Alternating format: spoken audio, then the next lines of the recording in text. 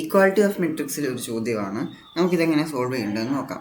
Okay, ആദ്യമായിട്ട് നമുക്ക് മനസ്സിലാവുന്ന കാര്യമാണ് എക്സ് പ്ലസ് വൈ 6 ആണെന്ന് പറയാം. ഇവിടെ നമുക്ക് ഡയറക്റ്റ്ലി ഇതൊരു 2/2 മെട്രിക്സ് ആണ്, ഇതൊരു 2/2 മെട്രിക്സ് ആണ്. അപ്പം ഇതിൻ്റെ ഓരോ എലിമെൻസും കറസ്പോണ്ടിങ് ആയിട്ട് ഈക്വൽ ആയിരിക്കും എന്ന് നമുക്കറിയാവുന്ന കാര്യമാണ് അല്ലേ.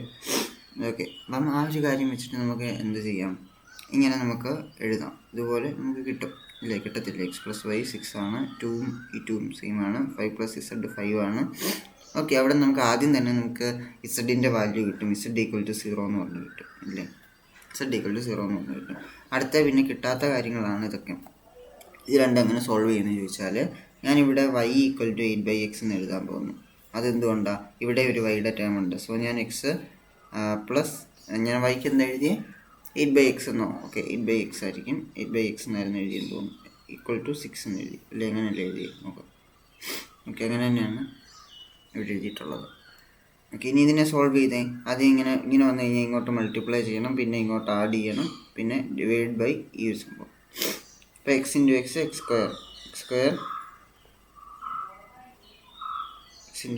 x² പ്ലസ് 8 അല്ലേ, x² plus 8/x equal to 6 എന്ന് എഴുതി. ഇനി ഇതിനെ എങ്ങനെ ചെയ്യുന്നത്, ഇനിയും ഈ എക്സിനെ ഞാൻ 6ൻ്റെ തൊട്ട് വിട്ടു. So x² plus 8 equal to 6x. ഇതൊരു ക്വാഡ്രാറ്റിക് ഫോർമുലയിലാക്കാൻ വേണ്ടി ഞാൻ എന്ത് ചെയ്യുന്നു, x² എഴുതുന്നു. ഈ 6x ഞാൻ -6x എന്ന് എഴുതുന്നു. ഈക്വൽ ടു ഇപ്പുറത്ത് വയ്ക്കും, -6x ആയി അല്ലേ. പ്ലസ് 8 ഈക്വൽ ടു 0 എന്നാകുന്നു. Okay, plus 8 equal to 0. ഇനി നിങ്ങൾക്ക് ഇതിനെ എങ്ങനെ സോൾവ് ചെയ്യാം, ഇനി വേണമെങ്കിൽ നിങ്ങൾക്ക് -b ± √b² - 4ac/2 എന്ന് ചെയ്യാം. അല്ലാതെ നമുക്ക് എങ്ങനെ ചെയ്യാം, നമുക്ക് അതായത് നമ്മൾ അഡീഷൻ ചെയ്യുമ്പോൾ നമുക്ക് ഈ ഇവിടെ കിടക്കുന്ന സംഖ്യ കിട്ടണം. അതുപോലെ മൾട്ടിപ്ലിക്കേഷൻ ചെയ്യുമ്പോൾ നമുക്ക് ഈ 8ഉം കിട്ടണം. അങ്ങനെ ഒരേ ഒരു നമ്പർ അല്ലേ ഉള്ളൂ. ഏതൊക്കെയാ നമുക്കറിയാം, x - 2 ഇൻറ്റു x - 4 ആണ് അല്ലേ, ഈക്വൽ ടു 0 നമുക്ക് സബ്സ്റ്റിറ്റ്യൂട്ട് ചെയ്യാം. അതായത് എക്സ് നോക്കി -2 - 2 എത്രയാണ്, -6 കിട്ടും. -2 ഇൻറ്റു -4 എത്ര കിട്ടും, 8 കിട്ടും. ഇങ്ങനെയല്ല കിട്ടുന്നത്. ഓക്കെ, കറക്റ്റാണ്.